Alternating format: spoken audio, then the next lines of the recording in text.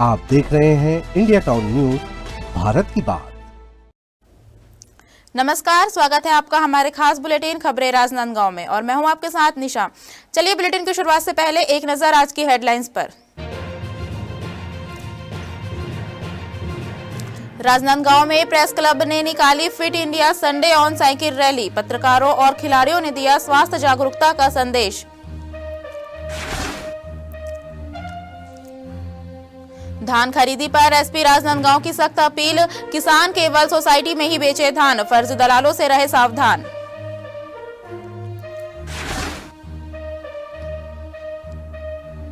संभाग स्तरीय युवा संसद में राजनांदगांव टीम उप विजेता। विद्यालयों की 54 छात्रों ने शानदार प्रस्तुति देकर जीता सम्मान।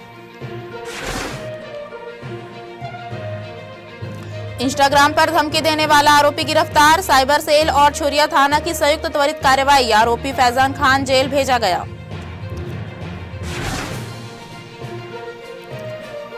पुलिस अधीक्षक अंकिता शर्मा का थाना सोमनी में रात्रि सरप्राइज निरीक्षण। थाने की स्वच्छता, अनुशासन और गश्त व्यवस्था पर विस्तृत समीक्षा। चलिए बढ़ते हैं खबरों की ओर। जिला शिक्षा अधिकारी लालजी द्विवेदी ने सेजेस साल्हेवारा में पीएम जनमन के तहत पीवीजीटी क्षेत्रों में जाति एवं निवास प्रमाण पत्र की समीक्षा बैठक ली।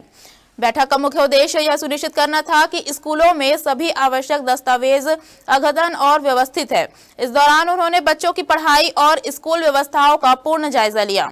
उन्होंने बाल मेला में बच्चों द्वारा लगाए गए स्टॉलों का निरीक्षण भी किया। डीईओ ने बच्चों को प्रोत्साहित करते हुए कहा कि इस तरह के कार्यक्रम बच्चों की सृजनात्मक क्षमता और रचनात्मक सोच को बढ़ाते हैं। बैठक में उपस्थित सभी प्रधान पाठकों से जाति और निवास प्रमाण पत्र की स्थिति, त्रैमासिक परीक्षा का परीक्षाफल, पंजिका संधारण और यूडीआईएसई पोर्टल पर स्कूल, छात्र और शिक्षक प्रोफाइल की जानकारी ली। इसके अलावा अपार आईडी, एकल शिक्षकीय स्कूल की व्यवस्था, छात्रवृत्ति की स्थिति और बायोमेट्रिक अपडेशन शिविरों की प्रगति पर चर्चा की गई। जिला शिक्षा अधिकारी ने सभी प्राचार्यों को निर्देश दिया कि यह जानकारी पूरी तरह अपडेट रहे और स्कूलों की सामग्री और रिकॉर्डिंग में कोई कमी न हो। थाना छुरिया और साइबर सेल की संयुक्त टीम ने इंस्टाग्राम के माध्यम से अश्लील गाली गलौज और जान से मारने की धमकी देने वाले आरोपी को त्वरित कार्रवाई करते हुए गिरफ्तार कर लिया है। मामला 27 नवंबर को सामने आया था, जब पीड़ित के इंस्टाग्राम अकाउंट पर एक अज्ञात आईडी से लगातार धमकी भरे संदेश भेजे गए थे। शिकायत पर पुलिस ने साइबर तकनीक की मदद से आरोपी की पहचान की और भिलाई से उसे गिरफ्तार किया।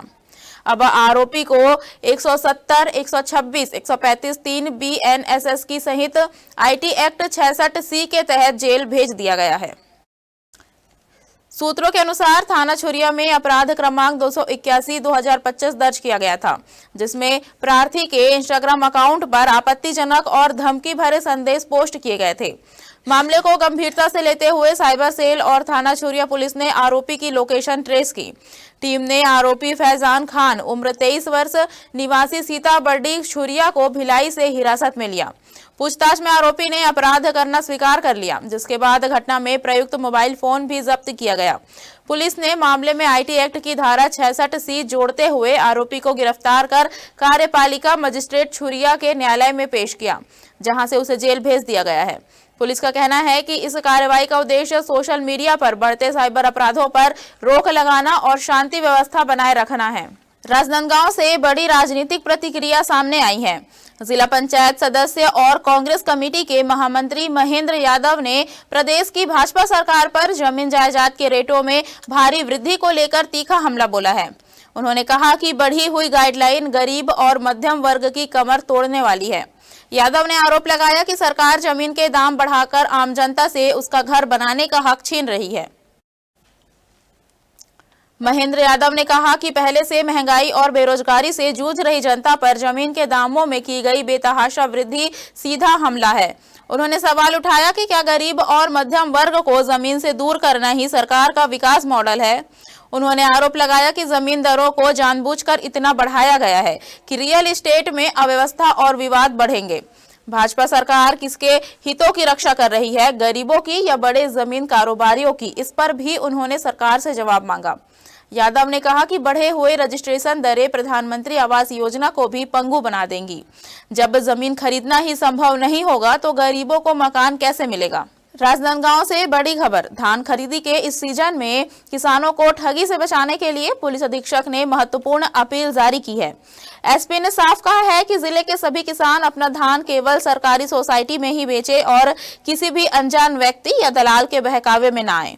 कई मामलों में पता चला है कि कुछ लोग अधिक कीमत दिलाने का झांसा देकर किसानों से धान उठाकर उन्हें आर्थिक नुकसान पहुंचा रहे हैं। पुलिस अधीक्षक ने चेतावनी दी है कि धान खरीदी को लेकर किसी भी तरह की दलाली या फर्जीवाड़ा बर्दाश्त नहीं किया जाएगा। यदि कोई व्यक्ति अधिक दाम दिलाने का दावा करता है या किसानों को सोसाइटी से बाहर बेचने के लिए उकसाता है तो तुरंत नजदीकी थाने या पुलिस कंट्रोल रूम को इसकी जानकारी दें। एसपी राजनांदगांव का कहना है कि सरकारी सोसाइटी ही किसानों के हित और सुरक्षा के लिए सर्वोत्तम व्यवस्था है। ऐसे में किसी भी झांसे या फर्जी दलाल के संपर्क में आना सीधा खतरा है। पुलिस ने किसानों से आग्रह किया है कि वे नियमों का पालन करें और धान को केवल अधिकृत सोसाइटी में ही बेचें। धान खरीदी का पैसा साल भर की कमाई का पैसा किसानों का उनके खाते में जब आता है, जो कि 15 नवंबर के उपरांत जो है शुरू हो गया है, तो कोऑपरेटिव बैंक से, पोस्ट ऑफिस से लोगों के द्वारा वो पैसे निकाले जाते हैं किसानों के द्वारा। तो इसमें हम लोगों ने एक एडवाइजरी भी जारी की थी, उसको ही मैं दोहराना चाहूँगी कि कभी भी कोशिश करें कि आप लमसम पैसा ना निकालें। कभी भी जब आप पैसे निकालने जाएं तो आप अकेले ना जाएं, कम से कम अपने साथ एक साथी ज़रूर रखें।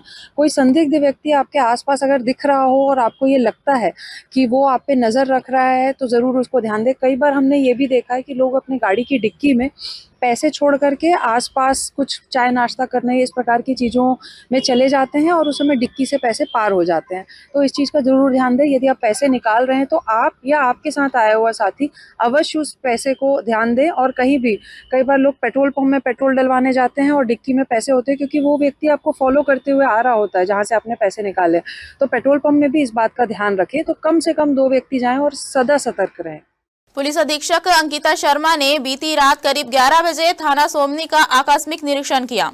रात के समय किए गए इस सरप्राइज चेक के दौरान एसपी ने थाने की कार्यप्रणाली, स्टाफ के अनुशासन, स्वच्छता और रात्रि गश्त की स्थिति की बारीकी से जांच की।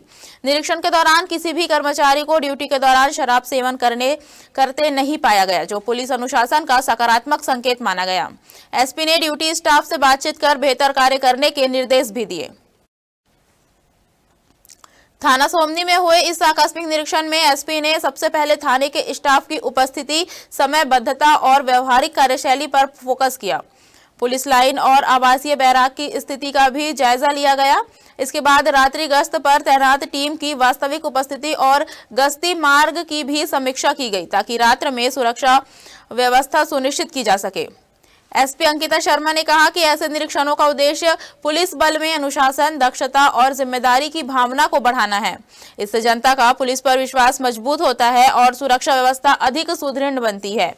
राजनांदगांव पुलिस ने पुनः दोहराया कि जनता की सुरक्षा और सेवा के लिए वे सदैव तत्पर और प्रतिबद्ध है। वक्त हो चुका है छोटे से ब्रेक का। बने रहिए इंडिया टाउन न्यूज के साथ। कभी कभी चेहरे का छुपा दर्द दुनिया नहीं देख पाती है। दाग, मुहासे, झाइयाँ सब आपके आत्मविश्वास को कम कर देता है, पर अब नहीं, क्योंकि Rukhsana glow and fair face pack जो दे आपकी स्किन को वो प्यार जो सिर्फ प्रकृति दे सकती है। हर लेयर को साफ करे, हर दाग को करे हल्का और आपकी मुस्कान फिर से लौटाए, because you deserve to glow naturally. Rukhsana herbal beauty product Amazon, Meesho और फ्लिपकार्ट में भी उपलब्ध। अमीन मोटर्स उड़ान ई रिक्शा छत्तीसगढ़ का नंबर 1 ई रिक्शा शोरूम, जहां आपको सभी प्रकार के ई रिक्शा के वैरायटीज उपलब्ध मिलेंगे। हमारा ई रिक्शा काफी मजबूत है और ये सालों साल चलता है, तो आज ही घर ले आइए आरटीओ इंश्योरेंस के साथ। हमारा पता है अमीन मोटर्स, प्यारेलाल चौक, जीई रोड, न्यायालय के पास, राजनांदगांव। 9827174038 7724047008।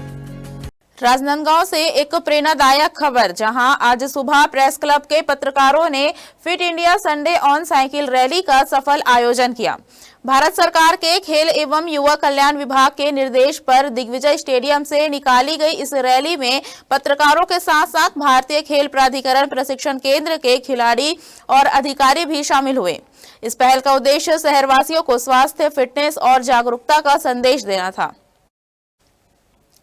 रविवार सुबह 7:30 बजे दिग्विजय स्टेडियम से शुरू हुई फिट इंडिया साइकिल रैली में प्रेस क्लब राजनांदगांव और भारतीय खेल प्राधिकरण प्रशिक्षण केंद्र ने संयुक्त रूप से हिस्सा लिया। केंद्र प्रभारी एवं मुख्य वॉलीबॉल कोच के सी त्रिपाठी ने बताया कि पूरे देश में हर रविवार फिटनेस को बढ़ावा देने के लिए ऐसी रैलियां निकाली जा रही है।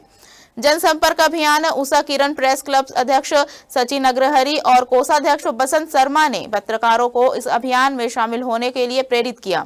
कार्यक्रम में अंकालू साहू ने साइकिलिंग को बेहतरीन स्वास्थ्य उपाय बताते हुए कहा कि अखबार वितरण जैसे दैनिक कार्य भी लोगों के लिए प्रेरणादायक उदाहरण है। मंच संचालन प्रदीप शर्मा ने किया, जिन्होंने फिटनेस की डोज आधा घंटा रोज का संदेश दिया। रैली में पत्रकारों के साथ साई ट्रेनिंग सेंटर के खिलाड़ी एवं स्टाफ भी बड़ी संख्या में उपस्थित रहे। राजनांदगांव से बड़ी आध्यात्मिक खबर, प्रजापिता ब्रह्मा कुमारी ईश्वरीय विश्वविद्यालय द्वारा बजरंगपुर नवागांव वार्ड क्रमांक 2 में शिव अमृतवाणी एवं राजयोग शिविर का शुभारंभ सत्यम शिवम सुंदरम परमात्मा शिव की भव्य महाआरती के साथ किया गया। शुक्रवार शाम हुए इस दिव्य आयोजन में बड़ी संख्या में वार्डवासी उपस्थित रहे। कार्यक्रम का उद्घाटन लोकप्रिय महापौर मधुसूदन यादव ने भगवान शिव की आरती कर किया और सभी नागरिकों से इस शिविर का लाभ लेने की अपील की। शारदा पब्लिक स्कूल प्रांगण में आयोजित इस कार्यक्रम की मुख्य वक्ता ब्रह्म कुमारी पुष्पा दीदी ने परमपिता शिव की अमृतवाणी सुनाते हुए कहा कि प्रत्येक आत्मा को ज्ञान, शांति, प्रेम और शक्ति की आवश्यकता होती है और राजयोग इन सभी का दिव्य अनुभव कराता है। उन्होंने बताया कि रोजाना 1 घंटा राजयोग मानसिक शांति और आत्मिक शक्ति का अनमोल मार्ग है। महापौर मधुसूदन यादव ने इस आयोजन को वार्ड के लिए सौभाग्य बताया और ब्रह्मा कुमारी संस्था को धन्यवाद दिया। वार्ड पार्षद सावन वर्मा ने भी शिविर में प्रतिदिन उपस्थित होने की अपील की। शिविर 4 दिसंबर तक प्रतिदिन शाम 7 से 8 बजे तक आयोजित किया जाएगा। उद्घाटन अवसर पर कई गणमान्य नागरिक भी उपस्थित रहे, जिससे पूरे क्षेत्र में आध्यात्मिक उत्सव का वातावरण देखने को मिला। राजनांदगांव के महेश्वरी भवन में एक विशेष रक्तदान शिविर आयोजित किया गया, जहां सुबह 9 बजे से दोपहर 3 बजे तक चलने वाले इस शिविर में रक्तदान के साथ साथ मुक्त डायबिटीज और ऊंचाई वजन जांच की भी सुविधा उपलब्ध रही।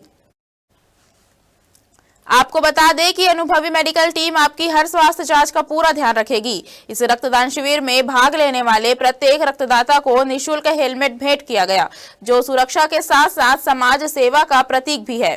रक्तदान जैसा पुण्य कार्य आपके लिए एक अनमोल अवसर है, जिससे आप किसी की जिंदगी बचा सकते हैं। इसलिए सभी नगरवासी से अनुरोध है कि वे इस सामाजिक सेवा में बढ़ चढ़कर हिस्सा लें और मानवता के इस महान कार्य में सहयोग दें। कहीं न कहीं लोगों का जीवन सुरक्षित करना है और जीवन सुरक्षित करने के लिए किसी न किसी को दान करना पड़ेगा।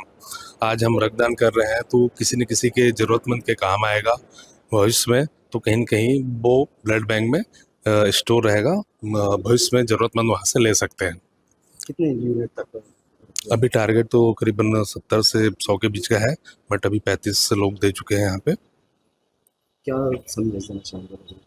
लोगों को एक संदेश देना चाहते हैं कि जैसे हम अपने जीवन को सुरक्षित करते हैं, लोगों के जीवन को भी सुरक्षित करना है। कहीं न कहीं हमारा सामाजिक दायित्व है और हेलमेट का वितरण साथ में इसलिए किया जा रहा है, कहीं न कहीं एक जागरूकता है कि जो वाहन चालक है वो अपने आप को सुरक्षित करके चले। अगर वो अपने आप को सुरक्षित करता है तो कहीं न कहीं समाज को, दूसरों को भी सुरक्षित करता है। एक संदेश है कि ब्लड कहीं न कहीं जीवन को सुरक्षित कर रहा है और जो हेलमेट है वाहन चालक को सुरक्षित कर रहा है।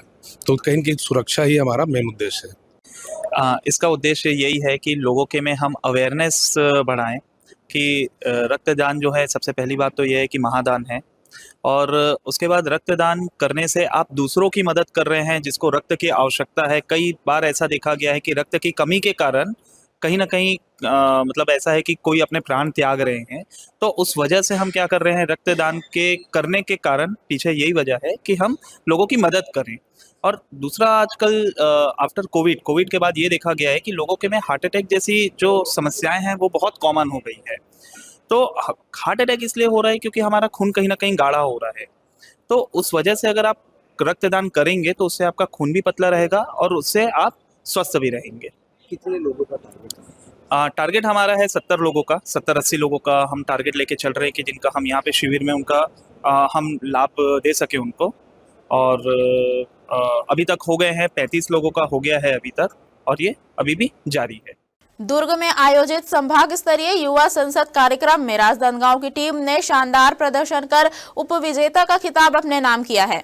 कुल 7 जिलों की टीमों के बीच हुई इस कड़ी प्रतिस्पर्धा में राजनांदगांव की प्रतिभाशाली छात्राओं और छात्रों ने अपनी प्रभावशाली प्रस्तुति से सभी का ध्यान आकर्षित किया। महारानी लक्ष्मीबाई आदर्श शासकीय कन्या उच्चतर माध्यमिक विद्यालय की 50 छात्राओं और ठाकुर प्यारेलाल विद्यालय के 4 छात्रों ने मिलकर जिले का प्रतिनिधित्व किया। इनमें से आरती सिंह ने सर्वश्रेष्ठ प्रधानमंत्री का पुरस्कार हासिल किया, जबकि रागिनी कोसरे ने सर्वश्रेष्ठ वित्त मंत्री बनकर जिले का गर्व बढ़ाया। कार्यक्रम की तैयारी और सफलता में संस्था के पूर्व प्राचार्य चैतराम वर्मा का विशेष योगदान रहा। इस युवा संसद की स्क्रिप्ट व्याख्याता डॉक्टर खिलेश्वरी साव द्वारा तैयार की गई। वहीं आयोजन के दौरान जिला समन्वयक शोभा श्रीवास्तव सहित संगीता राव, कामिनी साहू, लता रामटेके और रामकुमार सलामे ने बच्चों को सतत मार्गदर्शन दिया। संस्था के प्राचार्य ने उपविजेता टीम, सभी प्रतिभागियों और शिक्षकों को बधाई देते हुए बच्चों के उज्जवल भविष्य की कामना की। राजनांदगांव के बर्फानी धाम आश्रम में आज राष्ट्रीय सर्व ब्राह्मण समाज द्वारा गीता जयंती का भव्य और आध्यात्मिक आयोजन किया गया। कार्यक्रम में मुख्य अतिथि के रूप में राजनांदगांव के सांसद संतोष पांडे उपस्थित हुए। गीता जयंती को लेकर समाज में भारी उत्साह देखा गया। आयोजकों ने बताया कि श्रीमद् भगवत गीता के उपदेशों को जन जन तक पहुंचाने के उद्देश्य से विभिन्न आध्यात्मिक और सांस्कृतिक कार्यक्रम आयोजित किए गए। गीता जयंती कार्यक्रम का मुख्य आकर्षण सम्मान समारोह रहा, जिसमें समाज के विभिन्न क्षेत्रों में विशिष्ट योगदान देने वाले प्रतिभाओं को सम्मानित किया गया। सांसद संतोष पांडे ने गीता को जीवन का व्यवहारिक और सर्वकालिक ज्ञान बताते हुए कहा कि गीता हमें कर्तव्य, सत्य, धैर्य और आत्मविश्वास का संदेश देती है। उन्होंने युवाओं से गीता को जीवन में अपनाकर राष्ट्र निर्माण में योगदान देने की अपील की। छत्तीसगढ़ पर्यटन मंडल की अध्यक्ष नीलू शर्मा ने अपने संबोधन में कहा कि गीता केवल धार्मिक ग्रंथ नहीं बल्कि जीवन को सही दिशा देने वाला ज्ञान सागर है। उन्होंने कहा कि वर्तमान समय में गीता का अध्ययन अत्यंत आवश्यक है, क्योंकि यह व्यक्ति को संयम, सत्य और सद्भाव के पथ पर अग्रसर करती है। कार्यक्रम में ब्राह्मण समाज के जिलाध्यक्ष कनकलता दुबे, संभाग अध्यक्ष वंदना तिवारी और सर्व ब्राह्मण समाज के अन्य पदाधिकारी भी उपस्थित रहे। इसका उद्देश्य ये है कि आने वाली हमारी पीढ़ी को एक सही ज्ञान हो और बुद्धि प्राप्त हो। जो आज हमारे बच्चे एक मोबाइल और इंटरनेट और बाकी सब सुविधाओं में उलझते जा रहे हैं, जो रील्स ये सबको ध्यान में दे रहे हैं, लेकिन हम चाहते हैं कि हमारे बच्चों को एक अत्यात्मिक मतलब धार्मिक प्रवृत्ति की तरफ उनको लेके जाएं। धर्मो रक्षति रक्षितः, इस बात को ध्यान में रखते हुए जब हम अपने धर्म की रक्षा करेंगे तो धर्म हमारी रक्षा करेगा। इस उद्देश्य से गीता जयंती का कार्यक्रम राष्ट्रीय सर्व ब्राह्मण समाज महिला मंच के द्वारा किया जा रहा है।